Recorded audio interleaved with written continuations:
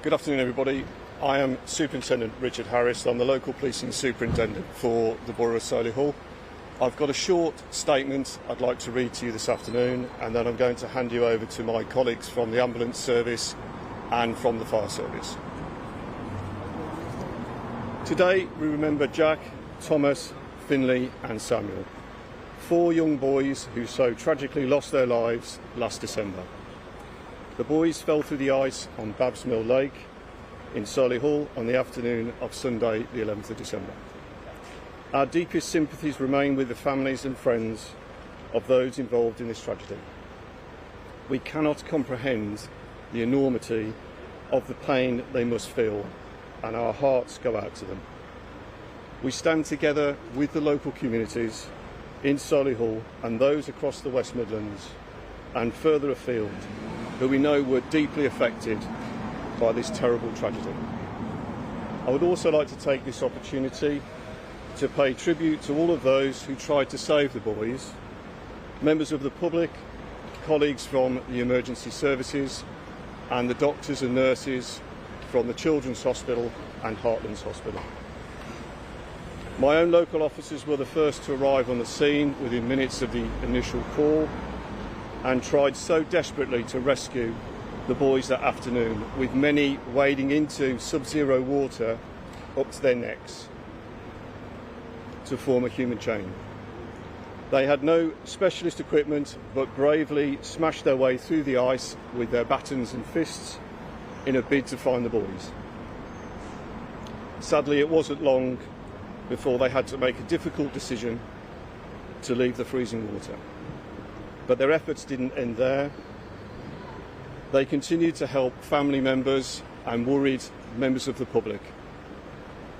I'm incredibly proud of those officers who showed such bravery and put their own safety to one side to try and save the lives of Jack, Tom, Finn and Sam.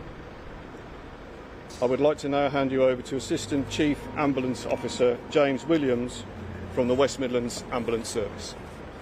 Thank you, Superintendent Harris. Good afternoon. As you've heard, there was an incredible effort to save Jack, Thomas, Finn and Sam. From members of the public to police officers that were first on the scene, firefighters, many ambulance service staff and our colleagues from the Midlands Air Ambulance, the Air Ambulance Service and the West Midlands Care Team. Everybody that responded on that afternoon had one clear focus, and that was how they were to save those boys. It is a tragedy that all those efforts were made in vain. I would like to pay tribute to all of the ambulance and hospital staff who responded on that day and wished the best outcome. Those are our 999 call handlers, our dispatch control room staff, everybody that responded to the incident, and of course our colleagues from Heartlands and Birmingham Children's Hospital.